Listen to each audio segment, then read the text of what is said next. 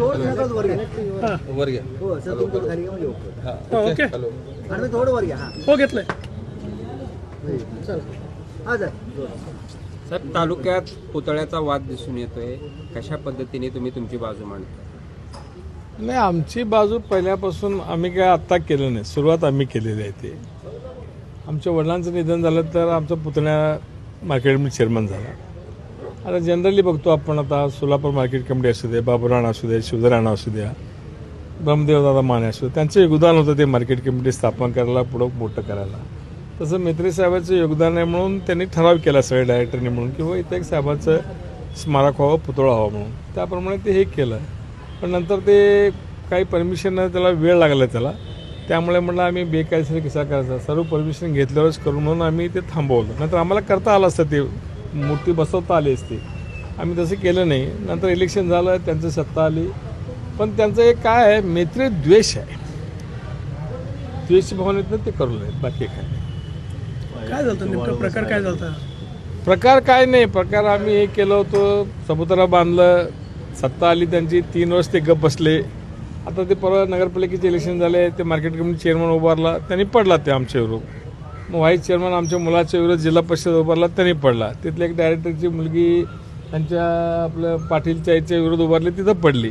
मग ते त्यांना ते जिव्हारी लागलं. ते आम्ही एवढं मार्केट कमिटीमध्ये आमची सत्ता होती, आम्ही एवढं आमदार होतो, एवढं सत्ता आमच्या देशात आहे, राज्यात आहे, आम्हाला पाडले ह्यानी. ते द्वेष मनात धरून आणि हे केलेलं आहे त्यांनी, बाकी काय. गणेश मूर्ती संदर्भामध्ये जो झालं त्याबद्दल नाही, गणेश मूर्तीचा आमचं कोणाशी विरोध नव्हतं. आम्ही त्याला सांगितलं होतं, बाजूला जागा आहे, तिथं बांधू, तुम्हाला जेवढं पाहिजे वर्गणी आम्ही आमच्या लोकांकडनं दिलो, आम्ही पण देऊ म्हणलं. गणेश मूर्तीला कोण विरोध करणार आहे? गणेश मूर्तीला कोणीच विरोध करणार नाही.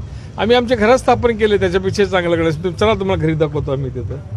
असं कोणी विरोध करत नाही, पण त्यांना ते देशभावनातनं मुद्दाम केले त्यांनी. ते म्हणजे ते गणेश मूर्ती स्थापन करण्यासाठी काय काय म्हणजे काय झालं, परवा घटना काय घडली, किती लोक आलते? नाही, काय झालं माहीत आहे का तुम्हाला, थोडक्यात सांगतो.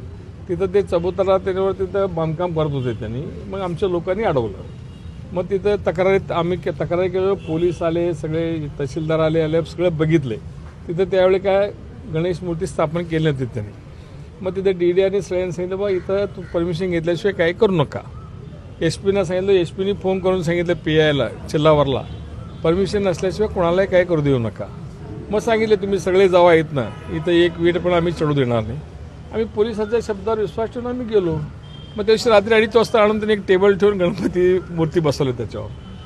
मग कळल्यावर आम्हाला मग दुसऱ्या दिवशी हे आमच्या लोकांनी आंदोलन केलं. आंदोलन केलं परत तिथं सगळे आले, DYSP आले, तहसीलदार आले, PI आले, DDRचे लोक आले, AR आले. DDRने स्पष्ट निर्देश दिले की बा इथं त्याच्या पुढं इथं काही करायचं नाही म्हणून त्यांनी मार्केट कमिटीचे 2 माणसं आणि 2 पोलीस ठेवले तिथं. कोणी तिथं करत नाही म्हणून एवढं सगळं केलं, लेखी दिलेत आम्हाला म्हणून आम्ही का बसलो. 2 दिवसांनी लगेच त्यांनी आमदार गेले त्यांच्या भावाला घेऊन, त्यांचे 500-600 लोक घेऊन गेले, हे केले. आम्हाला पण करता आलं असतं ते, त्यांनी 500-600 आणलं असतं तर आम्ही 25,000 आणलं असतं, तिथं येऊ पण दिलं नसतं विचार केला तर.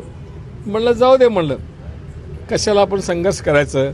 आणि विशेष म्हणजे अजब वाटतं, मला आश्चर्य वाटतं, जे कायदा व सुव्यवस्था ज्यांनी राखायला पाहिजे, कायदेशीर होतं की नाही बघायला पाहिजे, हे मुख्य डिपार्टमेंट पोलिसांचं काम आहे. आम्ही SPला बोललो, SP म्हणते मी खाली सूचना दिलो, DYSP म्हणते नाही साहेब काय होणार नाही, PI मध्ये एक वीट चढू देणार नाही, कलेक्टर सांगते तिथं काय होणार, कलेक्टरने तहसीलदारला पाठवलं, DYSPला पाठवलं. मग सगळे एवढा अधिकार आम्ही विश्वास नाही ठेवायचा का? तरी त्यांच्या सगळ्यांच्या नाकावर टिचून त्यांनी बेकायदेशीर बांधकाम केलं आणि मूर्ती प्रतिष्ठापन केली. त्यांच्यावर कारवाई व्हायला पाहिजे, आमचं म्हणणं आहे. दादागिरी सोडलं.